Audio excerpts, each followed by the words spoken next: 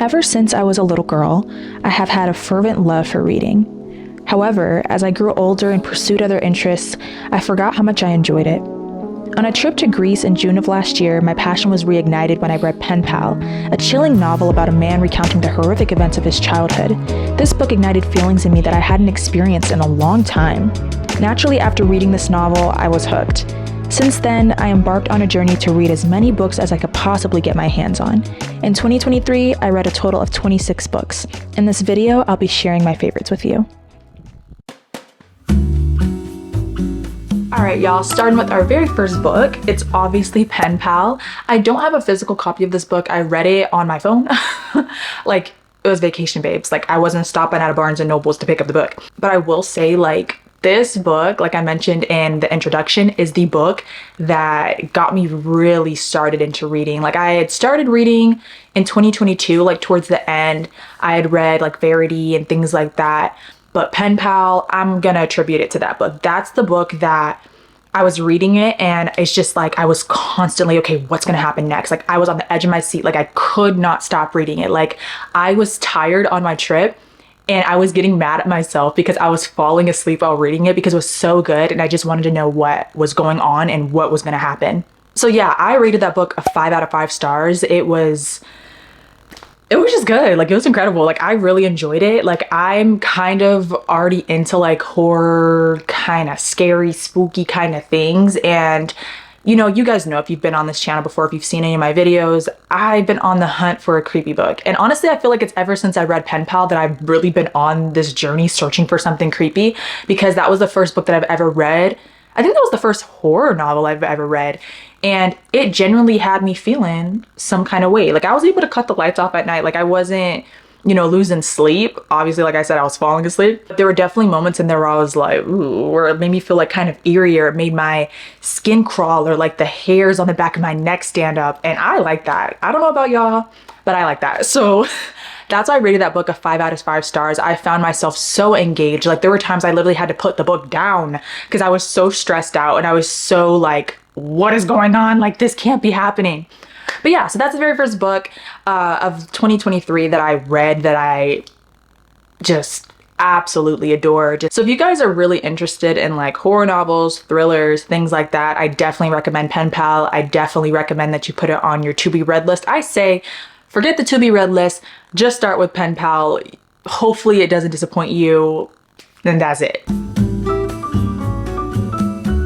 So moving on to the next book, I read A Court of Thorns and Roses. Now, I read this before I read Pen Pal. This was like earlier in 2023. This is my first ever fantasy novel. Scratch. Let me not say that. I don't know if this is the very first fantasy novel that I've read, but this is the first fantasy novel that I've read as an adult. I'm not gonna lie, I was a little hesitant to start this series. You know, everybody has been raving about how great it is. I honestly believe that it was Haley Pham that even brought this book to my attention, because I think that she was reading the book at the time, and I was like, oh shoot, like, let me give it a try. And I will say I thoroughly enjoyed it. I think I rated this like a 4 out of 5 stars. Don't quote me on that, hold on. Yeah, I rated this a 4 out of 5 stars. I loved it. I loved the romance. I loved the characters. I loved the world. I ate it up. That's all I gotta say about that. Like, I enjoyed it. If you have not read this series or started the series, I definitely recommend that you start.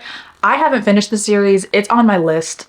I have started other things, and I have since lost my train of thought when it comes to reading the series. I won't lie.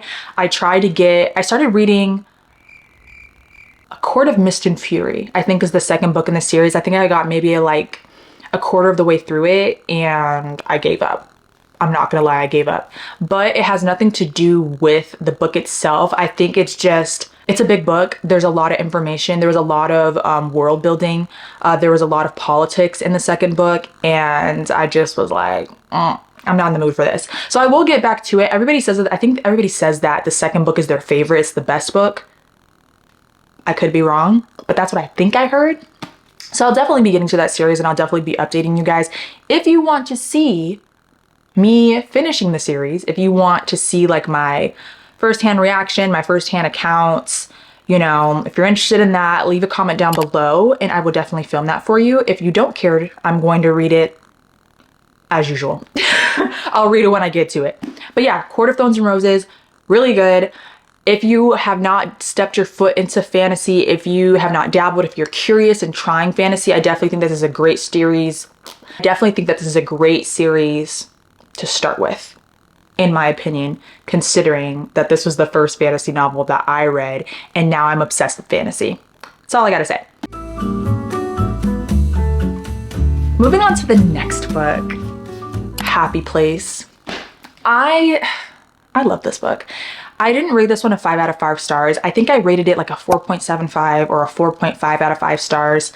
And that's because I'm extremely picky when it comes to my romance novels. Like, I don't be handing out 5 stars willy-nilly. Like, when I hand out a 5-star read for any book, but especially for romance, because this is where I started. Like, romance is where what really got me into reading to begin with, because I am a hopeless romantic, and yeah.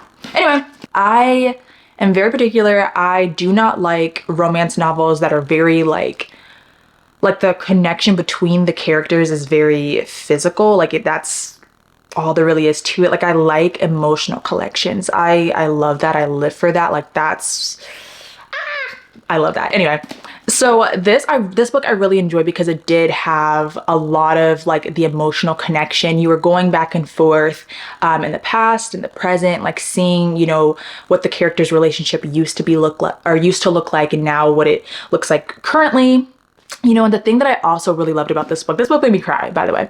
The thing that I also really loved was the friendships in this book. Like I've never really, this is awful, but usually when I read romance, like I don't care about the friends. I'm like, I don't care about your best friend. I don't care what's going on with her. I don't care about your guys' relationship much. I just want to know about you and the main love interest. That's all I care about.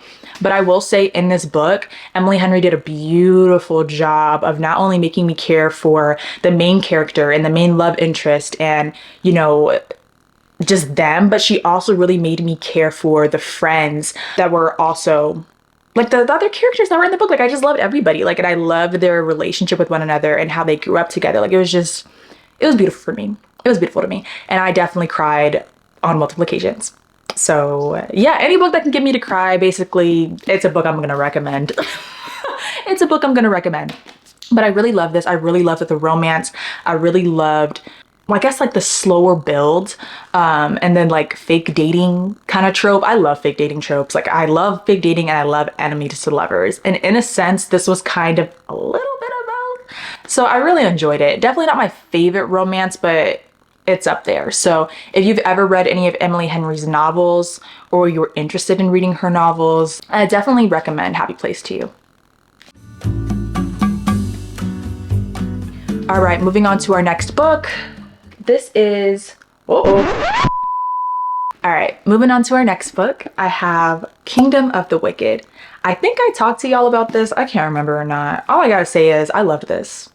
Everything about this, I loved. I think I also rated this one a 4 out of 5 stars. I don't think I gave it a 5 stars. Hold on, let me check. Yeah, I rated this one a 4.5 out of 5 stars. I loved it.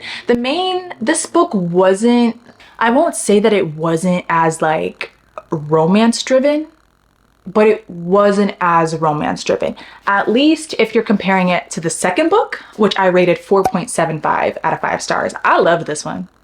Them both. Honestly, like I love the characters. Like I love the relationship between the main character and the main love interest and all the journey that they're on and just the adventure and just the other characters, because this book is based on like, I guess they're supposed to be like the 7 deadly sins. So, and they're all brothers. So each brother is assigned to a certain sin. So the main character, like the main brother that we like, or the main character likes, he's Wrath, King, you know, the Prince of Wrath, whatever.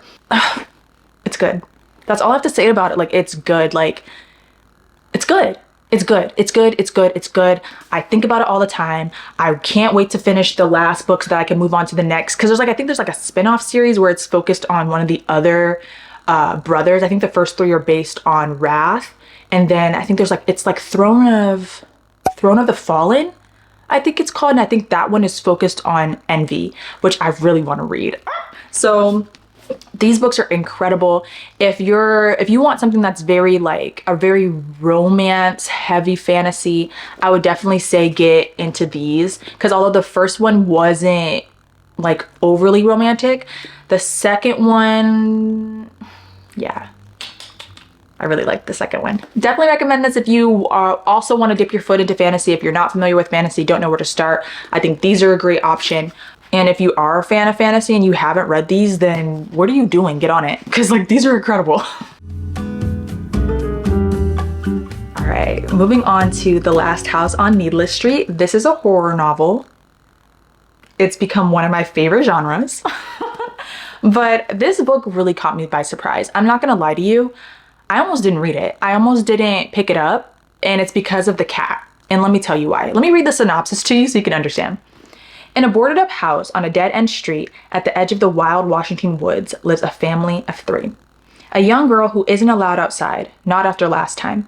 A man who drinks alone in front of his TV, trying to ignore the gaps in his memory. And a house cat who loves napping and reading the Bible. An unspeakable secret binds them together. But when a new neighbor moves in next door, what is buried among the birch trees may come back to haunt them all. The Last House on Needless Street is an immersive and shocking journey that will keep you guessing until the last page. And boy, did it. This book is so good. I think I gave this 5 stars. And honestly, it's because it completely caught me off guard. Like, this book is so complex. The way that it's written, the way that it was put together, like, you can tell that so much thought was put into the plot and was put into the overall, I guess, like, message of the story. I don't know how else to explain it. Like, if you read this book, then you'll understand what I'm talking about. But it was incredible. Like, I didn't find it necessarily scary. I just found it very captivating. Like, once I started reading it, I couldn't put it down. And I'm so grateful that I did pick it up. I'm so grateful that I did get over the fact that there's a talking cat that reads the Bible in the book, which is like, don't get me wrong, your girl loves Jesus. I'm never opposed to anybody reading a Bible in a book, but it was just the fact that it was a cat. Because I thought that it was just going to be kind of goofy and corny, and it wasn't. It was really good.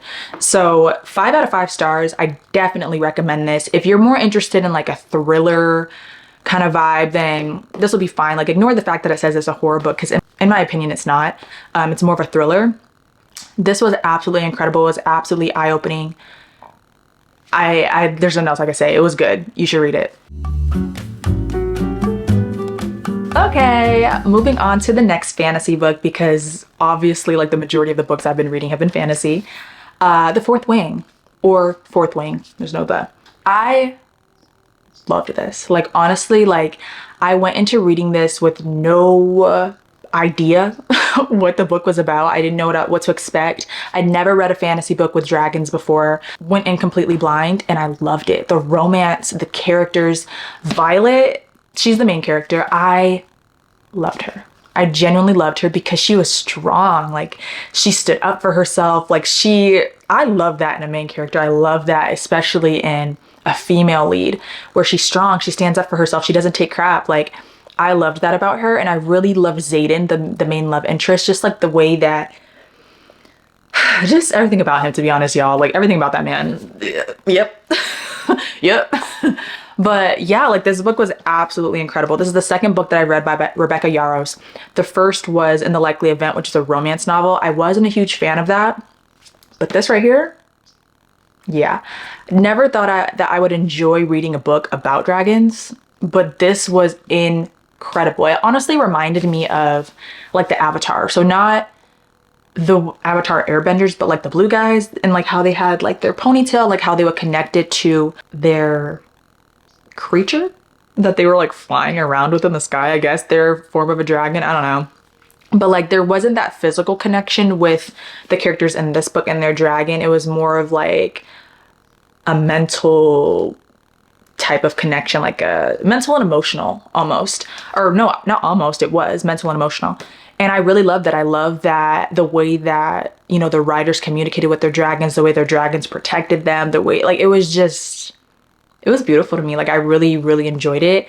And then, not to mention, there was an incredible plot twist at the end that I did not see coming. So that really just sealed the deal for me. Like, it's just I actually really enjoyed this. So yeah, another one of my favorites of 2023. I can't wait to read the next one. I've already bought it. I can't tell you when I'm gonna get to it. I have a long list of books on my list, but I'll most definitely get to it this year for sure. All right, moving on to the next book that I read. This one I also don't have a physical copy of because I lent it to a friend of mine, so he's currently reading it. But that is Red Rising. If you're new here and you don't know about this book, wow. 5 out of 5 stars. If you're not new here, you already know how I feel about this book. I loved it. I like I said, I gave this book 5 out of 5 stars. I was going into it with high expectations because it was a book that I guess was technically recommended by Haley Pham. I did a video where I was reading all of her 5-star reads, and this was on that list, and it was a 5-star for me too. Like, it was just really good. It's a sci-fi. It's not something that's typically within the genres that I reach for, but I'm so happy that I read it. Like, just like how Pen Pal did, it kept me on the edge of my seat throughout the whole time. Like, there were constantly things that were happening that I was like, no way, that was like blowing my mind, that I didn't see coming. Like, I loved the main character. I loved like just the way that he thought, to be honest. I loved his character development. Like, I loved everything about the book. And that's another one that I cannot wait to read the next book of. I've already purchased the next book in the series, have yet to read it. I don't know why I do this. Like, I start something and I absolutely adore it, and then it's like, I don't know, I don't continue it. Like, I do eventually, but just like not right away. Like, it's almost like I need to give myself a break. I don't know. But I loved it. It was really good. If you're interested in trying sci-fi as a genre, I think that's definitely a great book to start. Even though I wouldn't classify it as a true sci-fi, it also does give like kind of fantasy vibes. So if you are a fantasy lover and want to dip your toes into sci-fi, I think Red Rising is a good place to start for you. All right, moving on to another book that I don't physically have. This book I actually lent to my sister, so she's currently reading that, and that is Noia Parks. This book was a 6 out of 5 stars for me. Like, when I tell you, I still think about this book. Like, I still just like randomly throughout the day will just think about the characters of that book, will think about the way that it made me feel. I have yet to be able to start reading the next books in the series because I was so traumatized by the book. But in the same breath, I literally recommended it to everybody that I could possibly recommend it to because it's so good. Like, it's so good. It's so good. Like, it's a romance. It's a toxic romance. But BJ and Magnolia and their chemistry and just the way that the book was written, like, I love Jessa Hastings' writing. It's just beautiful. Like, I cried beginning to end. That book, like, beginning to end. And like, that's all I gotta say about it. Like, the book is popular. People love it. People hate it for a reason. There's definitely a divide. There's definitely people who stan that book, and then there's people who are like, not for me. And that's what made me kind of like hesitant to read it, because I knew that it was kind of like traumatic going into it, just based off the other booktubers that I watch and their reviews and, you know, what they had to say about it. But I went ahead and took that chance, and I'm so grateful that I did. So if you are a lover of romance, you know, regardless of whether or not it's healthy love or not, you know, some people like toxic love. My mom, for example, likes toxic love. I gave her the book and recommended it to her to read. She's already finished the series. Like, she finished the series the same week that I gave her the first book. So that in itself, let that speak volumes for itself. The fact that she was so obsessed, she was so like, oh my God, this book is incredible, that she had to get through the whole series. Like, she's caught up. She's waiting for the next one to come out. So yeah, 10 out of 10 recommend. So good. If you want to be triggered, if you want to cry, that's the book for you. Just saying. Then moving on to our final book. I think this was the last book that I read for the year, or maybe it was like the second to last book. I also don't have a physical copy of this because I read this on my Kindle. This book is called How Does It Feel? This is included in Kindle Unlimited. So if you have a Kindle, if you have Kindle Unlimited, definitely recommend this book to you. Honestly, I had just gotten the Kindle for Christmas, and so I was just looking for different Kindle Unlimited books that I could read, because that was a part of my gift with my Kindle, as I got 3 months Kindle Unlimited free. Regardless, I found this one, and there were a lot of raving reviews on it, and so I was like, okay, I'll go ahead and give it a try.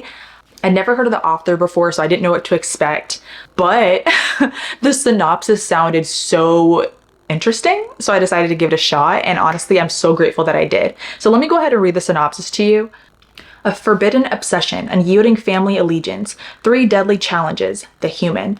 When a trip into the forest to collect a rare mushroom goes horribly wrong, I find myself falling through a fairy portal and straight into the arms of the unseelie Fey Prince, the dangerously unhinged and handsome unseelie Fey Prince. What could be more horrible than that? He thinks I'm an assassin sent by the humans to kill him, not a biologist. Determined to kill me first and rid himself of the human he has unwillingly grown obsessed with, yet also needing to entertain his people, the villain challenges me to 3 deadly trials. If I survive, I gain my freedom, but if not, the Fae. I've never felt anything but hate and loathing until my eyes found hers. The vile human assassins. She is a parasite that has mercilessly latched onto my mind and won't let me free. My hand itches to be ungloved and feel her smooth skin, even though I would never. The unseelie Fae royals would rather burn than touch a repulsive human. I fear that if I do not destroy the girl soon, she may be the only thing that's capable of truly destroying me. Now I read that and I was like, what the heck is going on? You know? And then I read the book and I was like, oh.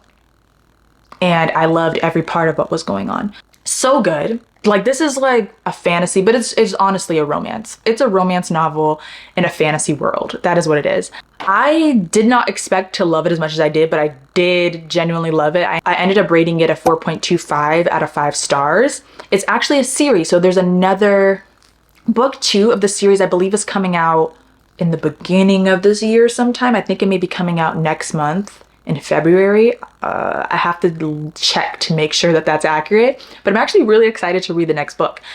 So yeah, that is the final book that I thoroughly enjoyed from 2023. Thank you so much for watching. I hope you guys enjoyed this video. I hope you guys got a ton of wonderful book recommendations or were introduced to books that you never thought to read or had never heard of. I love you all, and I will see you in the next video. Bye.